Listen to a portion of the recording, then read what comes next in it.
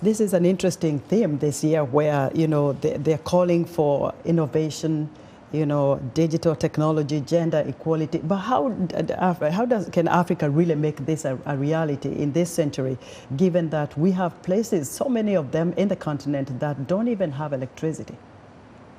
No, there's a lot of work going on the continent as we speak to ensure there's energy. And as we talk of the renewable energy at the moment, I think most of the countries, as I have realized, are working on ensuring there's electricity at each and every turn of our continent, because it's the era of technology, and it's the era that we are saying the African countries should invest more into the infrastructure of technology to ensure the women also who are studying STEM programs are found where they will be, which ensures their work out there.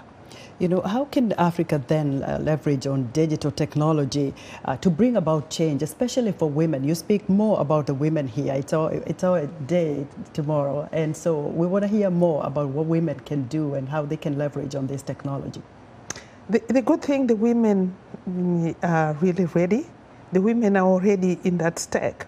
They are already demanding to saying this is the digital era, and what exactly has to be done for us is we have to be found fitting into this era of technology.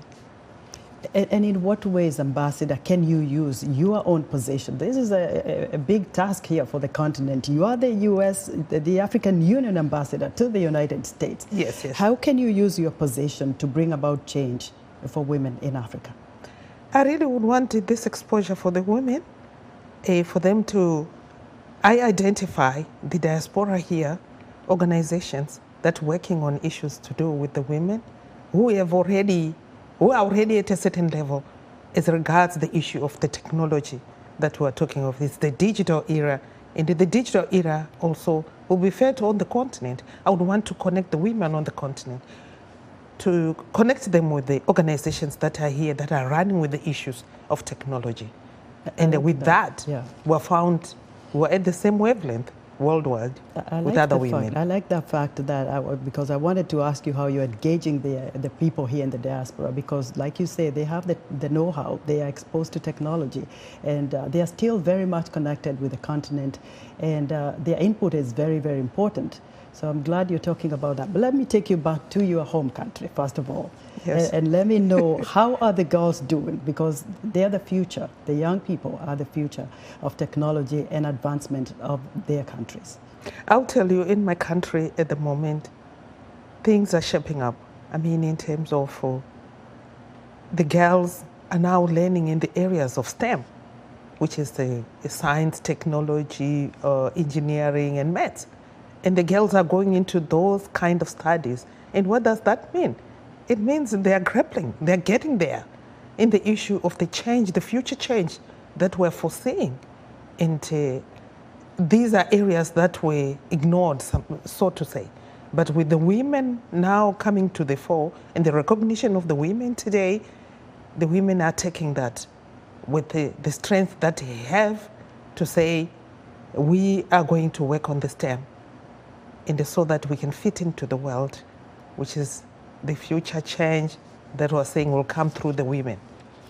Ambassador, and I think this is not only in Harare where, because most cities have electricity, but also in the rural areas. But I want to know if you have a personal goal that you want to achieve for the continent while you're still the African Union ambassador to the United States.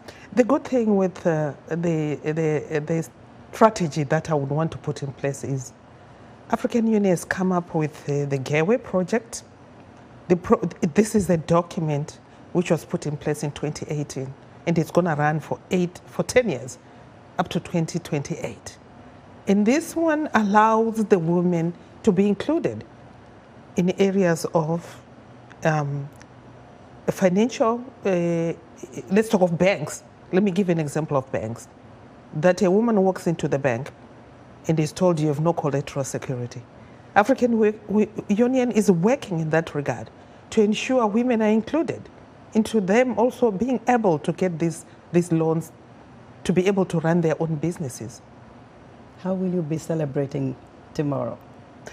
Oh, it will be a beautiful day. I wish you, VOA, should come to African Union Mission.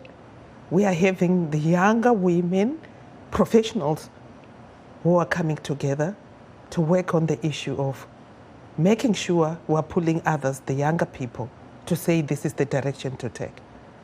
We are at a certain level at the moment as women, and we should be celebrating by tomorrow morning. And all of you should come to African Union Mission and celebrate with us. Would really appreciate. I'll come.